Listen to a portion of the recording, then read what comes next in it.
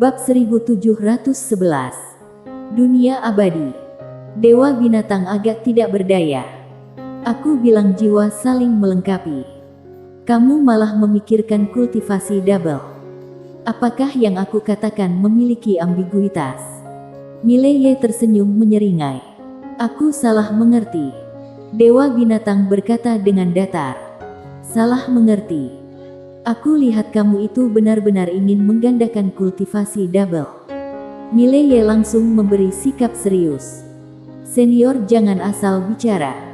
Aku Mileye bukan orang seperti itu. Dewa binatang berkata. Binatang kamu, Mileye. Dewa binatang menambahkan lagi. Langsung ke intinya. Jiwa saling melengkapi. Yaitu melengkapi jiwanya dengan jiwamu. Singkatnya, itu setara dengan pencampuran jiwa. Dalam hal ini, jiwanya dapat dipelihara, tetapi kamu akan menjadi lemah. Mileye berkata, itu tidak apa-apa. Langsung mulai saja. Dewa binatang itu melanjutkan. Dengarkan aku selesai bicara dulu. Mileye mengangguk. Kamu katakan. Dewa binatang berkata, jika jiwamu menyatu dengannya dan memeliharanya, kalian berdua akan menimbulkan beberapa hal yang luar biasa. Dia mungkin akan mengetahui beberapa pikiran batinmu. Dan tentu saja, kamu juga dapat mengetahui beberapa pikiran batinnya. Singkat kata, kalian berdua akan jujur satu sama lain. Kalian berdua akan tahu dengan jelas sikap apa yang dia miliki terhadapmu dan sikap apa yang kamu miliki terhadapnya. Tidak hanya itu. Sementara dia menyerap jiwamu, jiwamu akan menjadi lemah. Jika dia serakah, dia bisa melahap jiwamu sepenuhnya. Mileye agak ragu-ragu. Dewa binatang tersenyum, hei. Takut. Mileye tersenyum dan berkata, apa yang aku takutkan? Saat dia berbicara, dia menatap Daoi. Aku punya satu cara untuk menyelamatkanmu. Dan itu adalah pencampuran jiwa. Daoi menatap Mileye. Pencampuran jiwa. Mileye mengangguk. Arwahnya langsung keluar dari tubuh. Lalu langsung masuk ke dalam tubuh Daoi. Daoi tertegun. Pada saat ini, Dewa binatang tiba-tiba berkata, untuk apa kamu masuk ke dalam tubuh gadis ini? Mileye agak bingung. Pencampuran jiwa itu bukankah masuk ke dalam tubuhnya?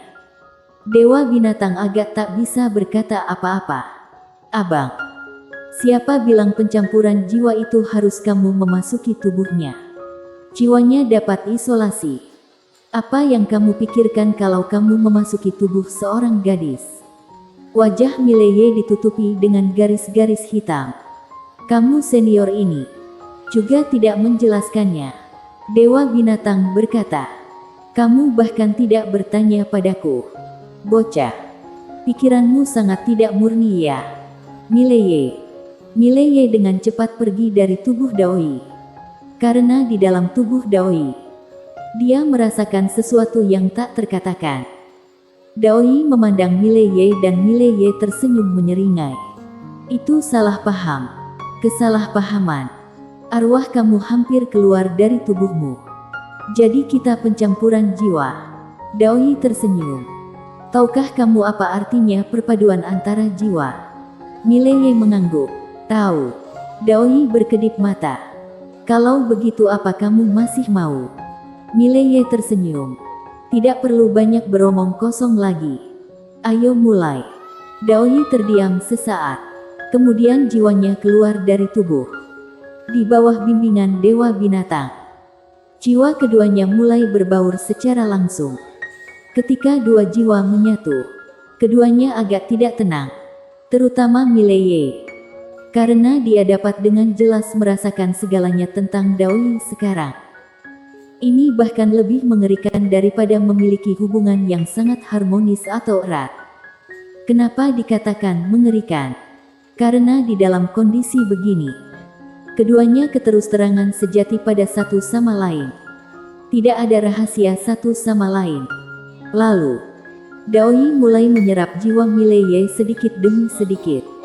Tetapi Daoi tidak menyerapnya terlalu banyak. Karena jika dia menyerapnya terlalu banyak, itu akan menyebabkan kerusakan yang tidak dapat diperbaiki pada jiwa Mileye. Mileye juga tidak terlalu menyelidiki masa lalu Daoi. Jadi penting untuk saling menghormati. Meskipun selama dia mau, dia bisa mengetahui keseluruhan Daoi. Tapi, dia tidak melakukan itu. Sekitar 1 jam kemudian, Daoi menghentikannya. Dia melihat ke arah Mile. Sudah cukup, Mileye bertanya di dalam hati. Senior, apakah sudah tidak apa-apa? Dewa binatang itu berkata, sudah. Bagaimana perasaanmu sekarang? Mileye berkata, aku merasa sedikit lemah. Dewa binatang berkata, itu normal. Kamu hanya perlu berkultivasi untuk jangka waktu tertentu. Mengenai gadis kecil ini, dia sementara tidak ada apa-apa saat ini. Namun, kamu masih harus menemukan beberapa obat yang menguatkan suplemen jiwanya. Palu jiwa Master Alam Konsepsi kapan? Mileye mengangguk. Baik, berkata lalu jiwanya kembali ke tubuh. Jiwa Daoi juga kembali ke tubuh. Mileye menatap Daoi. Bagaimana perasaanmu sekarang? Daoi mengangguk ringan. Sudah jauh lebih baik. Mileye berbalik dan melirik pusaran air di belakangnya itu. Lalu berkata, aku khawatir segel di sini bahkan setengah bulan pun tidak dapat bertahan. Daoi menatap Mileye. Di mana ayahmu dan adikmu? Mileye berkata, ayo jalan. Daoi menenggelamkan suara. Dapatkah menghubungi mereka? Mileye tersenyum. Aku akan mengurus sendiri hal berikutnya. Daoi menatap Mileye. Aku punya 1 kabar baik dan 1 kabar buruk. Mana yang ingin kamu dengar dulu? Mileye ragu-ragu, lalu berkata, berita buruk dulu. Daoi menenggelamkan suara. Apakah kamu tahu mengapa waktu itu bisa mati? Mileye menggelengkan kepalanya. Daoi melihat lalu berkata dengan suara kecil. Ada sebuah kekuatan misterius yang terlibat pada tahun itu. Waktu itu aku menyelidiki kekuatan tersebut. Dan itu adalah klan daun di dunia abadi. Bersambung.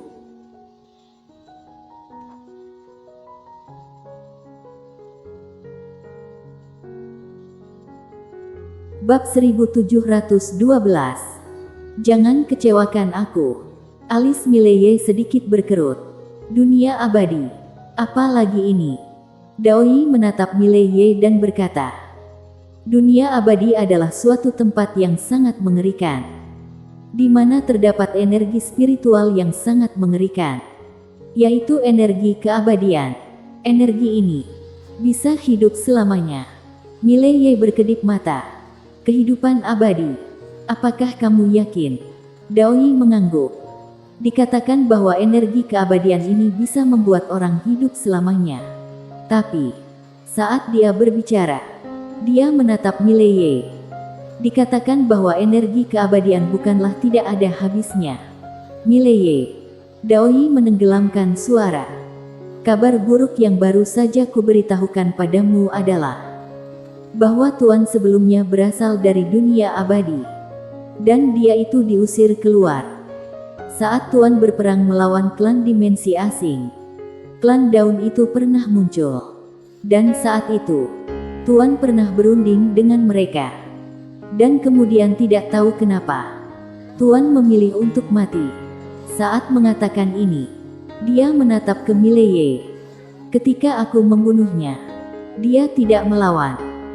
Dia mengatakan bahwa dia tidak mengeluh sama sekali kalau mati di tanganku. Mileye menenggelamkan suara. Mengapa klan daun itu tidak membunuh mereka semua? Daoi menggelengkan kepalanya. Bukan tidak ada pemusnahan, tapi yang tidak tersangka. Semua orang tidak memikirkan reinkarnasi. Dia bisa memaksamu untuk masuk pencapaian reinkarnasi.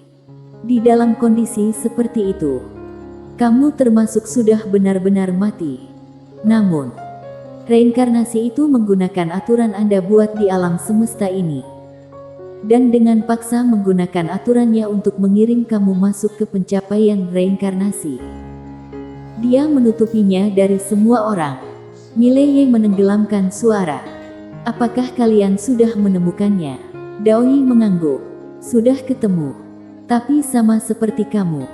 Semuanya belum bangkit kesadarannya. Mileye bertanya. Siapa? Daoi melirik Mileye. Kamu yakin ingin tahu? Mileye tersenyum dan berkata. Tentu saja. Daoi menenggelamkan suara. Itu Lin Siye.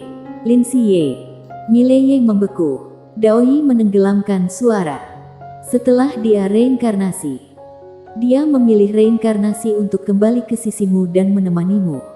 Tapi dia seperti kamu. Sama-sama tidak bangkit kesadarannya. Mileye tidak berbicara. Daoi melihat Mileye. Apa yang akan kamu lakukan? Mileye tersenyum. Lin Si adalah adikku. Dan ini tidak ada yang bisa mengubahnya. Daoi mengangguk ringan. Mileye bertanya. Mungkinkah klan Daun akan datang mencariku lagi? Daoi mengangguk. Pasti bisa. Karena keluarga besar seperti mereka. Kalau mau memotong harus hilangkan akar penyebabnya. Terutama kamu. Sebagai orang paling jahat di waktu itu. Mereka tidak bisa membiarkanmu hidup. Wajah Mileye tiba-tiba menjadi hitam.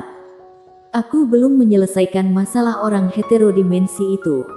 Dan muncul satu klan Daun lagi. Benar-benar mau memaksa orang baik sampai menjadi jahatkah? Daoi menatap Mileye. Memaksa gadis baik menjadi pelacur. Mileye tersenyum menyeringai. Maksud aku itu. Aku benar-benar hanya ingin mengandalkan diriku sendiri. Tidak ingin mengandalkan ayah ataupun adikku. Daoi menenggelamkan suara. Mereka mungkin tidak terlalu takut pada ayah dan adikmu. Keluarga yang sangat kuat seperti ini. Itu bukan arogan biasa. Orang biasa mereka tidak akan peduli sama sekali. Dan ketika mereka menghadapi ayahmu dan adikmu, mungkin sudah terlambat. Namun, ayahmu dan adikmu takutnya mereka tidak akan ikut campur dalam urusanmu sekarang. Jadi kamu harus menemukan cara untuk menangani klan Daun ini yang mungkin muncul kapan saja. Klan Daun. Mileye menghela nafas rendah. Kesalahan apa yang telah aku lakukan? Satu musuh belum terpecahkan. Dan musuh baru telah muncul lagi. Dia berkata. Lalu menatap Daoi. Aku tidak mau bekerja keras lagi. Benaran. Daoi. Saat ini. Mileye benar-benar kesal. Klan dimensi asing ini masih belum diselesaikan. Dan muncul klan Daun apa lagi? Ini masih mau orang hidup tidak sih? Yang terpenting. Dia tidak melakukan apa-apa. Klan Daun ini akan datang untuk membunuhnya. Dia dilahirkan dengan musuh dan kebencian. Seolah terpikir sesuatu. Mileye dengan cepat bertanya lagi. Bukannya masih ada satu kabar baik? Daoi melirik Mileye. Iya. Ada satu kabar baik. Mileye sedikit penasaran. Apa kabar baiknya? Daoi menenggelamkan suara. Kabar baiknya adalah klan dimensi asing mungkin ingin mengambil semuanya kebenaran agung tubuh utama Anda untuk mereka sendiri. Jadi sementara mereka harusnya tidak akan menghubungi klan Daun. Mileye menenggelamkan suara. Ini kabar baiknya. Daoi mengangguk. Selama mereka tidak pergi cari klan Daun, maka kita bisa menghabiskan lebih banyak waktu. Waktu sebanyak ini adalah kesempatan untuk kita. Mileye tiba-tiba bertanya. Siapa master terkuat di klan dimensi asing? Daoi berpikir sejenak. Lalu berkata. Seharusnya ketua klan. Tapi aku tidak tahu banyak tentang latar belakang klan dimensi asing. Ketika Tuan bertarung dengan mereka, telah muncul banyak master kuat klan dimensi asing yang belum pernah muncul sebelumnya. Setelah hening sejenak, Mileye berkata. Sudahlah. Prioritas utama kita sekarang adalah kembangkan master yang merupakan alam konsepsi semu menjadi alam konsepsi. Ayo kita pergi. Suara menurun. 3 orang menghilang di tempat. Di langit berbintang, seorang pria bolak-balik melalui Star Territory. Orang ini adalah Stephen. Sekitar setengah jam kemudian, Stephen berhenti. Dan saat ini, dia telah memasuki kayangan dewa yang legendaris. Ini adalah sebuah tempat reruntuhan. Seluruh langit berbintang hancur. Dinding rusak di mana-mana. Stephen melihat sekeliling. Dan dia terus berjalan. Tak lama kemudian, di tengah reruntuhan, dia melihat seorang wanita. Wanita bergaun polos. Saat ini, wanita rok polos, wanita bergaun polos sedang bermain catur dengan wanita berambut putih. Wanita berambut putih. Wanita berambut putih menatap papan catur di depannya. Melamun. Stephen melihati wanita bergaun polos. Beberapa saat kemudian, dia tersenyum ringan. Kudengar kamu selalu menggunakan hanya 1 kali pedang untuk membunuh orang. Jangan mengecewakanku ya. Selesai bicara, dia berjalan menuju wanita bergaun polos tersebut. Bersambung.